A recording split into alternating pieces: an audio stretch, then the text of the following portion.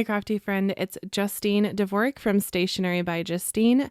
Here I am coming at you today with a Santa underwater card.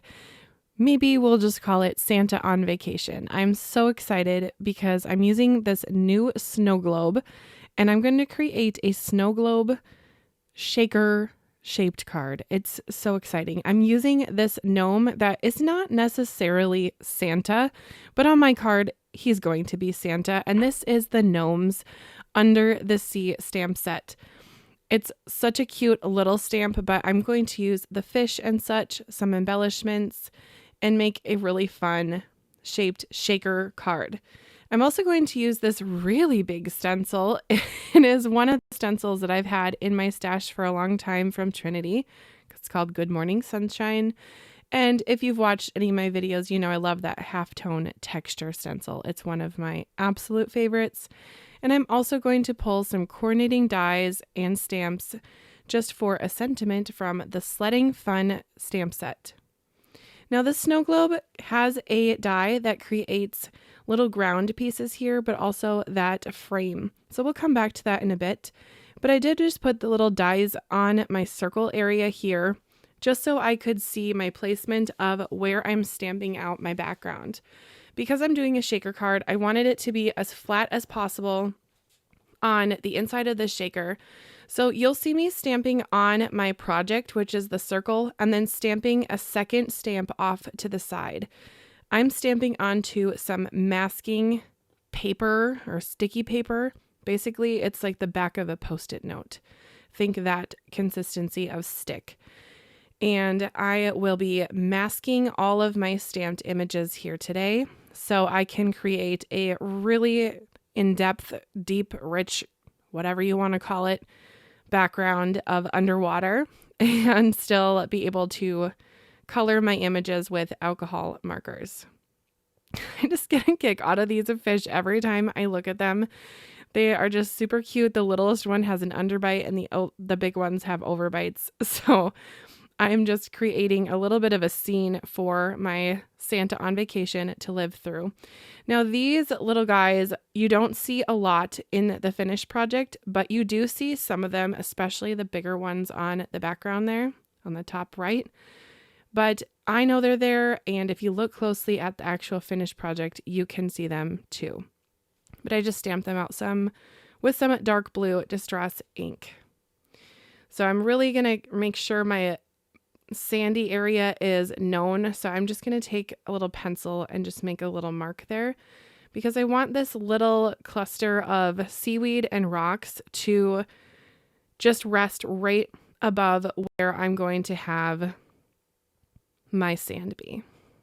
So I'm going to put it right about there. And I like things going off the edge of the projects just so it's able to kind of have the scene continue along. So those are all of my masked sentiments. Yes, I did, or masked stamped images. I did fussy cut all of those out, although you could definitely use a scan and cut for that. So I'm just going to take my little tool from Trinity here and just gently remove the backing from each stamped area and carefully place them on top of all of my stamps.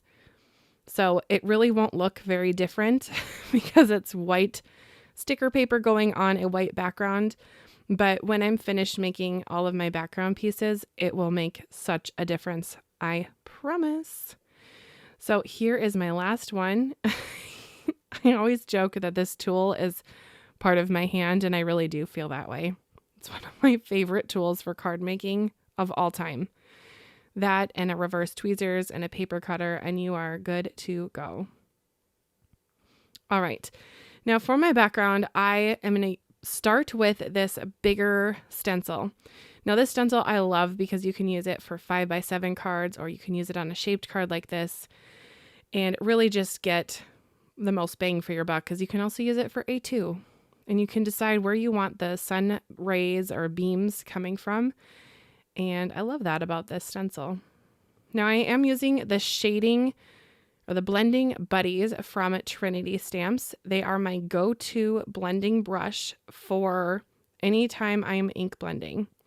So I'm really going to make this background very saturated and just kind of have a glow about it coming from the top.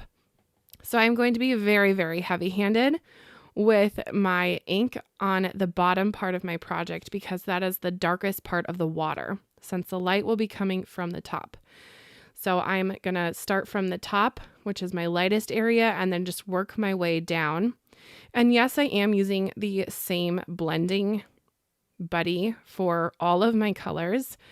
I don't really mind because I'm usually going from light to dark anyway, so I don't really see a problem with it. But if you are finding issues with that when you are working, just simply have a little microfiber cloth of any kind off to the side or paper towel even, and just give it a little wipe in between your shades. It really doesn't need to be too dramatic to work. All right, now, like I said, this halftone texture stencil is, I think, one of my favorite stencils for 2025. I am obsessed with it. It goes on every card almost that I make now. It works with a Viking card or a coffee cup card or Santa underwater or an alien invasion. I just think that that stencil is incredible. So fun to add little textures. All right, we're almost finished with this. I did just want to go in with just a little bit more, kind of like a blue-greeny color, and use my shading sidekicks from Trinity. And these are just smaller brushes, and they're just a little bit more fluffy, if you will, and they're perfect for shading. So now that my ink has really been laid down with those bigger brushes, I was able to shade a bit. Now I have just this little cheapo spray bottle, and it's simply water in there. And I'm just flecking, whatever you want to call it, the little tube that goes in there of water. I am using all water-based inks, so some of that water will land on the ink and it might get a little watery, and that was the look we're going for, obviously, with Santa underwater. Now watch what happens when I remove these masking pieces. Oh. No, this is not a new technique at all, but maybe if you're new to card making, this is new to you. I remember the first time I saw someone do this technique, I was just stunned because it is so cool to make one layer cards this way. Now, I'm not really a one layer card kind of gal. I love all the layers. I love a shaker card. I love things that move, that are interactive. But sometimes you don't want it to be 5 layers thick, you know? So these little masking sheets are great. Now, Trinity stamps. Let's talk about the embellishments as I color, because the coloring is somewhat self-explanatory. I'm adding dark tones to the dark areas, lighter to the lighter. Coloring fish like fish, Santa like a gnome. Pretty simple. But if you have any questions on coloring, just comment down below and I can check into this video after it's live and answer those. But Trinity stamps embellishments are unbelievable. There's over 600 different kinds in the shop. Now, just being really frank with you, this was how I was inspired by my card, was the embellishments from Trinity Stamps.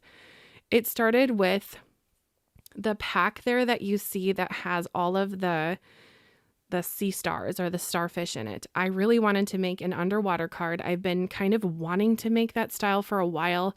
Underwater cards and space cards are kind of my favorite ones to do because I love making the backgrounds. But do you see the candy cane that is off to the side? Ho ho, ho ho ho. Sorry. Yeah, Santa's going to hold that candy cane, which I think is so fun. And the stamp set with his hands being wide open is perfect for popping candy cane right into Santa's hand, or this gnome that we're going to call Santa.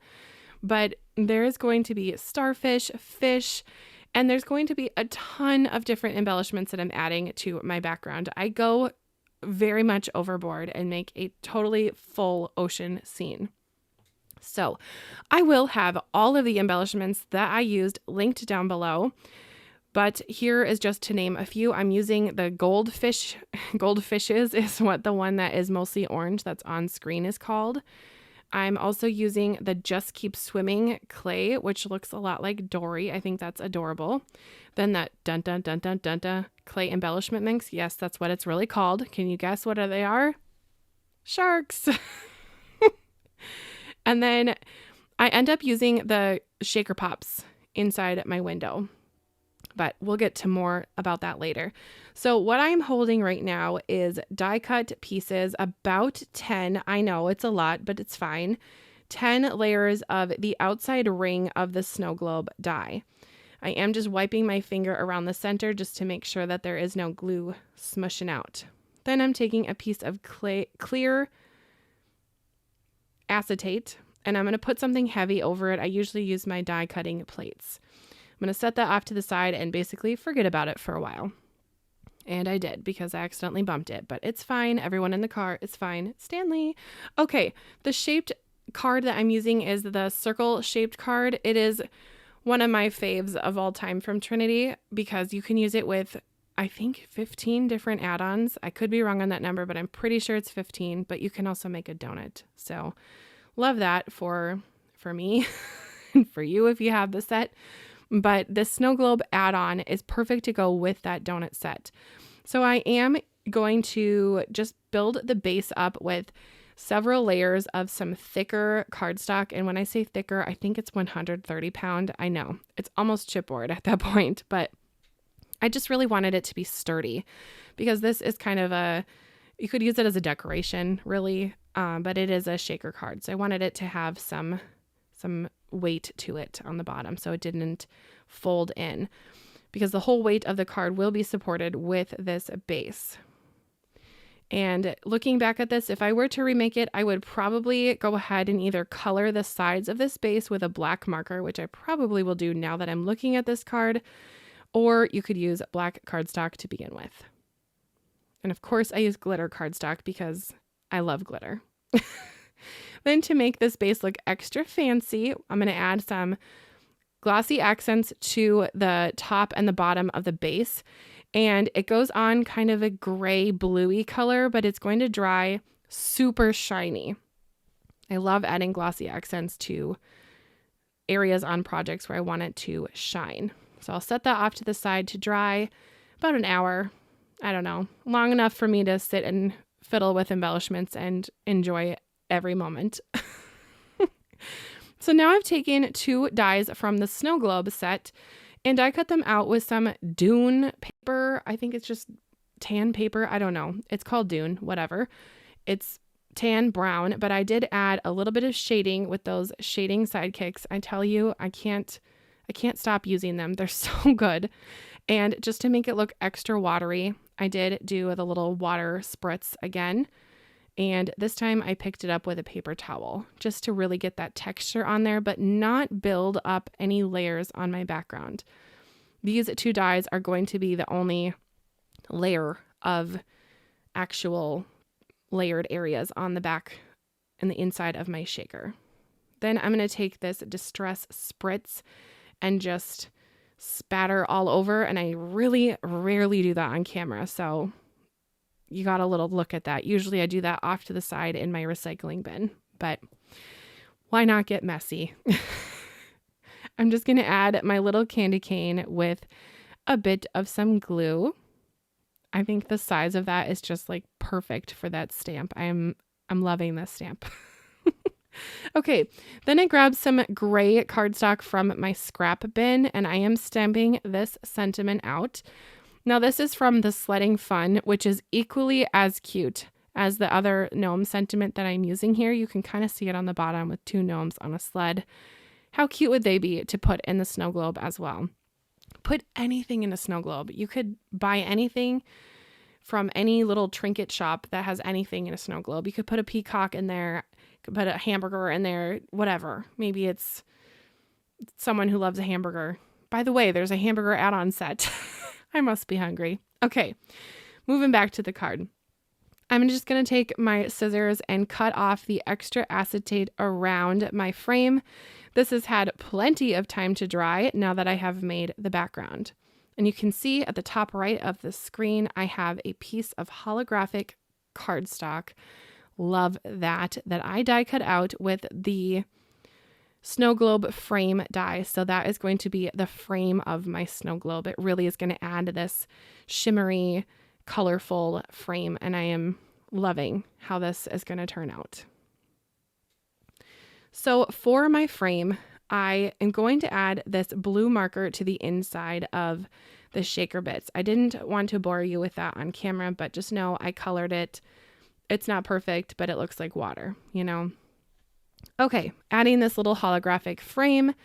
I adore shiny glitter and fun cardstock, so this was a fun way to finish off my snow globe. And I think this would be very cute for winter scenes as well as Santa on vacation. This is just turning out to be so much fun. I don't know what my plans are for this card, but I think it might be a little tough to give this one away. All right, I'm going to have this be a top folding card because of my snow globe base. So just to make sure everything is straight, I'm going to have it wide open on my desk as I finish this up.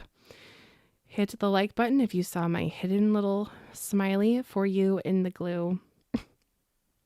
Alrighty, here is my layered sand. I mean, already this would be such a cool card, but just wait until we add all of these amazing embellishments from Trinity. I tell you, I'm just obsessed with them. And they're clay, so they're very lightweight. I know some people get concerned with the weight of some cards because of embellishments, but the clay ones are very, very light. So they are adding a lot of detail to projects, but not adding a ton of weight. Where we're getting a lot of the weight is all of my layers of cardstock. But I am just loving the shaker pops that I'm going to add in here. And those are going to really be the movement part of this shaker card. And they, on a side note, kind of look like fish eggs, which is kind of fun for this underwater card. Now, Trinity also has those shaker pops in a ton of different colors.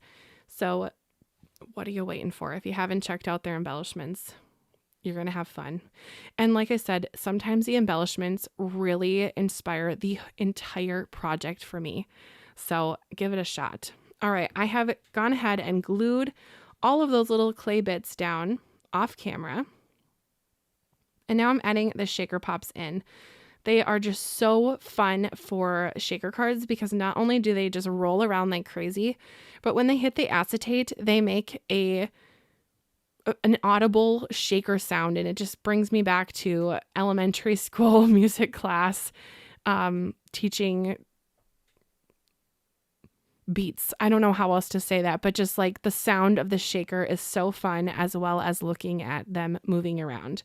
So audio and visual excitement. I've added glue all the way around the frame, and I'm simply just going to pop the background on since it will fit the entire card base here. I don't have to worry about if it was straight or not because it was pretty straight, we'll just say. But if it concerns you, you can always lift your project up, look at it from the bottom, and then pop the top on. For the shaker pops, I don't recommend putting them on the project and then putting the shaker over that because they are so roly-poly. There's something really fun coming later this week, so be sure to subscribe to the Trinity Stamps YouTube channel if you have not yet. Look at how fun those are. I wish I could pass this through the screen like usual. I wish I could pass it to you so you could have fun shaking this. I definitely played with this for longer than I would like to admit. But all right, let's keep moving along, shall we, girl? Okay. Talking to myself. I took a little bit of liberty with how I'm adhering this to the card. I didn't want to just use liquid glue, so I am going to use these foam squares from 3Ls, the scrapbook adhesive ones. These are foam that is black, so when you look at it on the side, you don't see white foam. And sometimes it just works out better to do it this way. Like I said, I wish I would have had my base in black cardstock as well, but this is a good happy medium for me. So I just put the foam right where the water and the sand are on the bottom, and I will put that right on there. And these foam pieces are nice and strong, so I really don't have to worry about them popping off. And that is all I am doing to adhere it to my card base. And I just want to do a little check. Will it stand up? Yes, it will. Oh, how fun. Now to finish off my cards, if you've watched any of my videos or looked at any of my cards, you know I love having my sentiment heat embossed and popped up. So I'm also going to use those black foam dots or squares for my sentiment that I have gone ahead and heat embossed. And I'll simply set that right in the middle of my base here. Let me know what you're thinking about this card as we come to the end of this video by leaving a little comment if you have a minute. Then I'm going to finish the base off by adding even more fish and snowflakes to the water on top of the shaker window, of course. And I added 3 extra starfish just to add more pink and more dimension. I am having so much fun with this one, and if you remake this card, definitely tag me on social media, and I would love to see it. Thank you for watching. Bye, crafty friend.